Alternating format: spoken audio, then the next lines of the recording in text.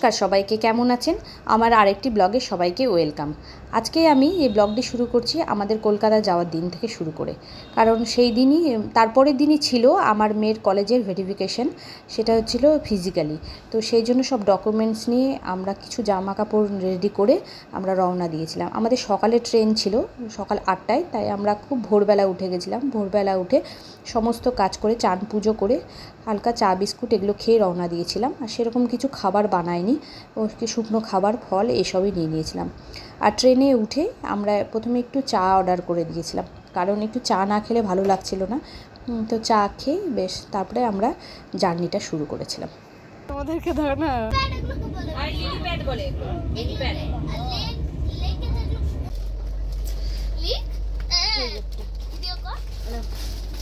আমার একটা বের কর, এটা নিজে বের করলে হয়ে গেল। দেখ দেখ আরে হলো না, না উঠিয়ে খুঁজো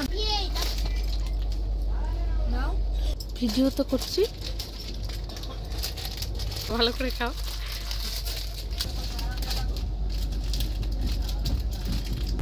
এই যে ভিডিও হচ্ছে, বুঝছো না? হ্যাঁ না, আমরা তো হাওড়াতে নামবো, আমরা তারাতলা ওখানে চলে যাবো।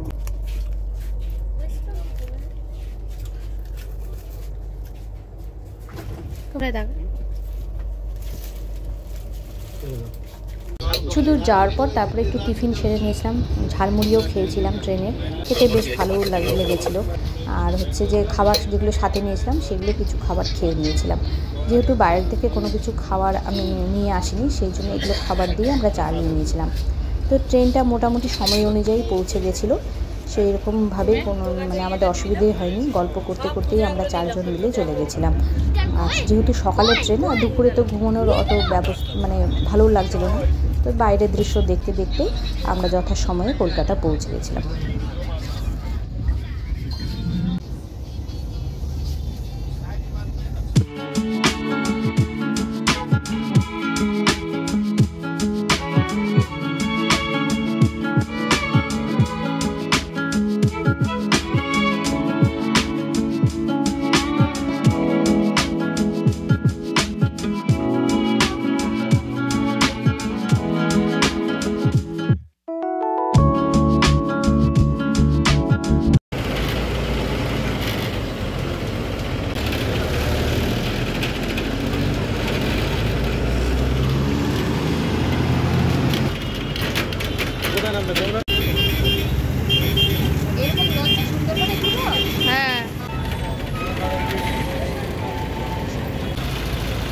তারপরে স্টেশন থেকে আমরা বাসে করে একটি গেস্ট হাউসে এসে উপস্থিত হলাম। এখানে যেখানে আমরা এসেছিলাম সেখানে হোটেল সেরকম ছিল না, গেস্ট হাউস।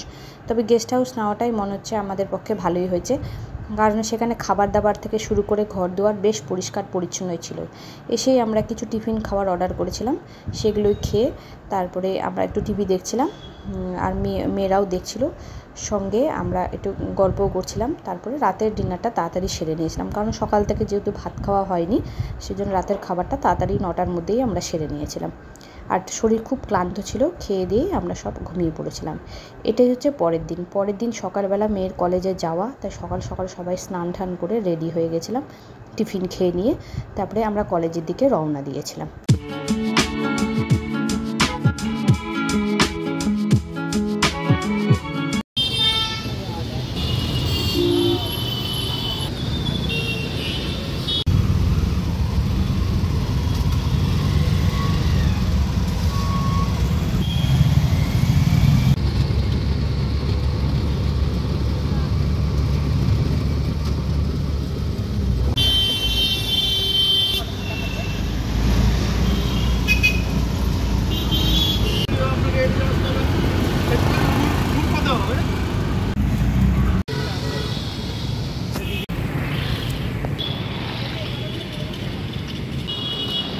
দেখবা দেখবা ওখানটাতে আছে সাদা সাদা পুরো।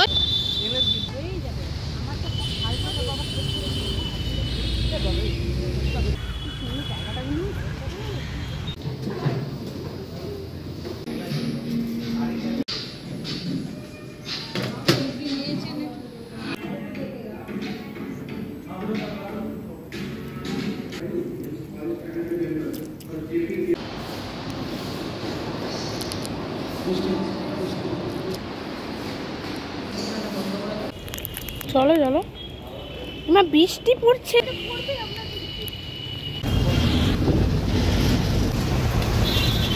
কলেজের সমস্ত কাজ মিটিয়ে ভেরিফিকেশন হওয়ার পর তারপরে আমরা ওখান থেকে রওনা দিয়েছিলাম গেস্ট হাউসের দিকে। আসার সময় কিছু ফলও কিনে নিয়েছিলাম, তো সেই সব কিনে টিনে নিয়ে আমরা গেস্ট হাউসে চলে এসেছিলাম। এটি হচ্ছে বিকেলবেলা কিছু বাজার করতে বেরিয়েছিলাম, কারণ মেয়ের যেহেতু হোস্টেলে থাকবে তার জন্য কিছু বাজার টাজার করা, এই সমস্ত কিছু কেনাকাটা করতে বেরিয়েছিলাম। আর একটু ঘুরতেও বেরিয়েছিলাম, কারণ ঘরের মধ্যে একভাবে আবদ্ধ হয়ে থাকা দেখতেও ভালো লাগে না, আর মনটাও ভীষণ অশান্তি লাগছিল, তাই বাইরে বেরিয়েছিলাম। আর গাছ তো যেহেতু আমার ভীষণই প্রিয়, তো রাস্তার ধারে প্রচুর নার্সারি, সেগুলো দেখে আমার মন ভীষণ ভালো হয়ে গেছিলো। সেগুলো দেখলাম, সঙ্গে কিছু গাছ কেনাকাটাও করলাম, কারণ এই একটি আমার দুর্বল জায়গা, যেটা আমার না কিনলে বা না দেখলে আমি থাকতে পারি না।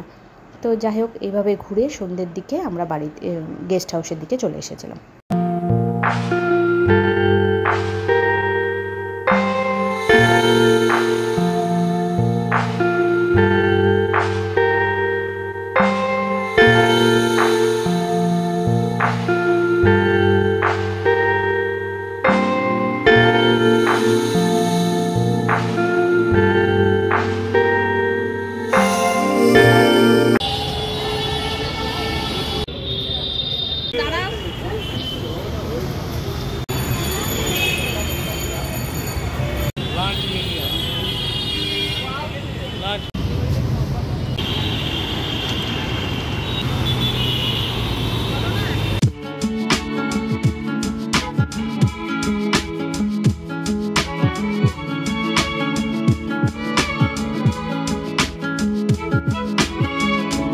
হচ্ছে তারপরের দিন, তার মানে আর কোনো আমাদের সেরকম কলেজের আর কাজ ছিল না, যেহেতু আগের দিনই সমস্ত কাজ মিটিয়ে নিয়েছিলাম, তাই হাতে সেই দিনটা মানে সকাল থেকে বিকেল পর্যন্ত সময়টা ছিল, তাই আমরা সিদ্ধান্ত নিলাম যে একটু দক্ষিণেশ্বরে পুজো দিয়ে আসি।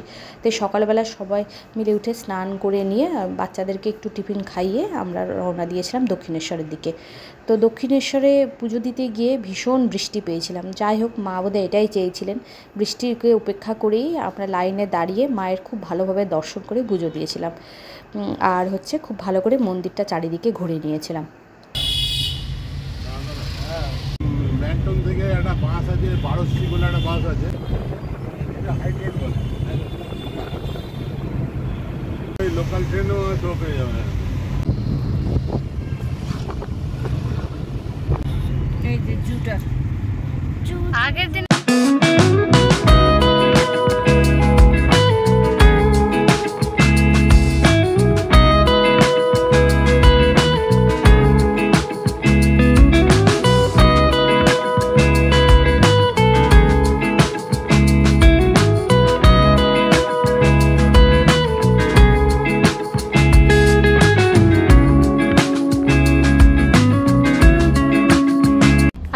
শনিবার। মোবাইল আউট, এটা মেশিন, যা মোবাইল আমরা বের করব না, সুইচ বন্ধ করে দেব। আরে নিজে তো দিবে না তো, জলের বোতল নিতে দিবে না, কি করে খেয়ে নিবি?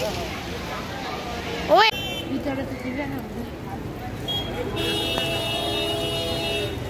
কোনটা দিটা ভিডিও করা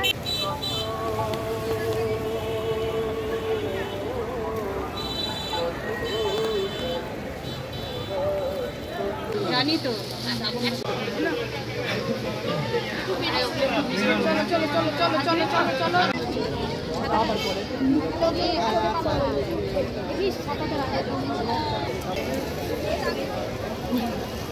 চলো লাগছে, কি সুন্দর লাগছে।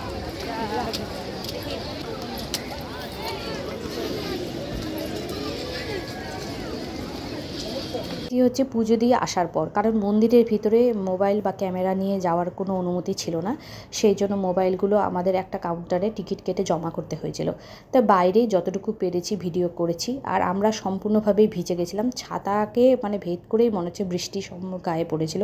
তা যাই ভালো লাগছিল, যতই ভিজি আর যা কিছু করি মাকে ভালোভাবে দর্শন করেছিলাম, এবং মায়ের পুজোটা খুব ভালোভাবে আমরা 4 জন মিলে দিয়েছিলাম। তো এইটার যেহেতু এই উদ্দেশ্যে এসেছিলাম, উদ্দেশ্যটা পূরণ হয়েছে, মনটা ভীষণই ভালো লাগছে। লাগছিল। পুজো দিয়ে তারপরে কিছু ছবি টবি তুলে একটু চারিদিকটা ঘুরে নিয়ে আমরা টিফিনের জন্য একটি নিরামিষ হোটেলে ঢুকেছিলাম। আর এখানে সমস্ত কিছুই নিরামিষ, কারণ ঠাকুরের জায়গা, তাই ঠাকুরের জন্যই আর সমস্ত নিরামিষ খাবারই এখানে আয়োজন হয়েছিল।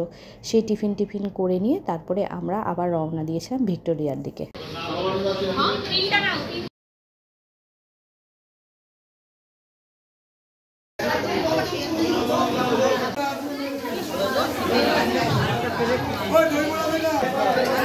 কেমন খেতে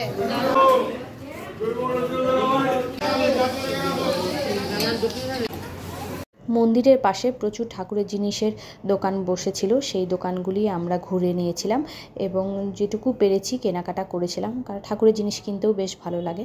তো কয়েকটা জিনিস, ধূপদানি আর প্রদীপ, এই সমস্ত কিছু কেনাকাটা করেছিলাম। আর আমার ছোটো মেয়ে কিছু খেলনা কিনেছিল। তো এইভাবেই আমরা মন্দিরটা ঘুরে নিয়েছিলাম। তারপরে আমরা ভিক্টোরিয়ার দিকে রওনা দিয়েছিলাম।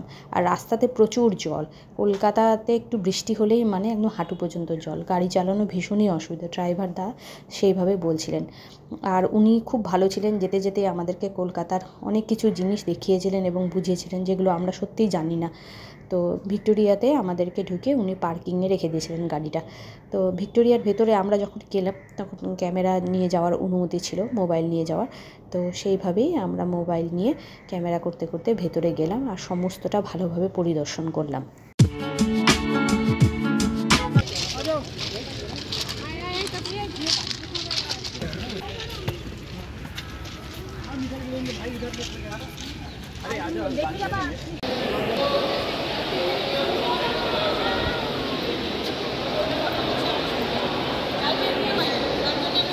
ওগুলো দেখো কে আছে, এটা কে বলতো?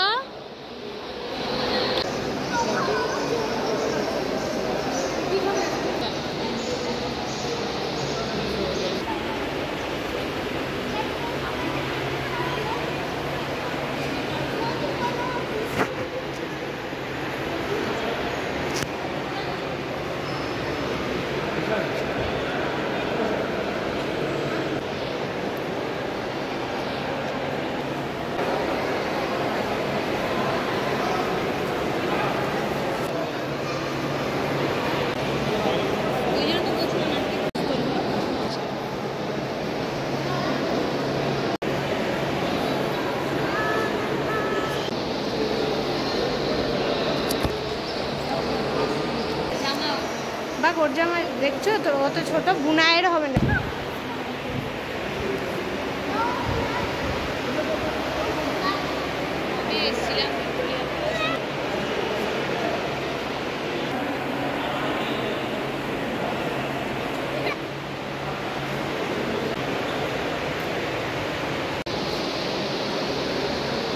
এটা কি ও বাজাতো?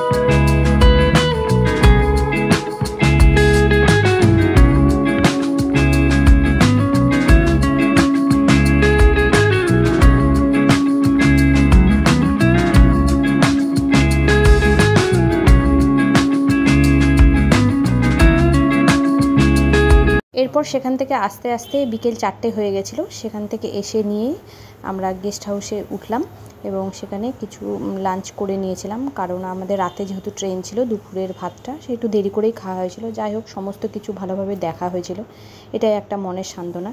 তো সেখান থেকে এসে খাওয়া দাওয়া করেই আমরা রওনা দিয়েছিলাম। আজকের মতো ব্লগটি তবে এখানেই শেষ করছি। সবাই ভালো থাকবেন, ঈশ্বর সকলের মঙ্গল করুক। তবে আজকের মতো এখানেই, tata. Pas de soleil, pas de soleil, pas de soleil.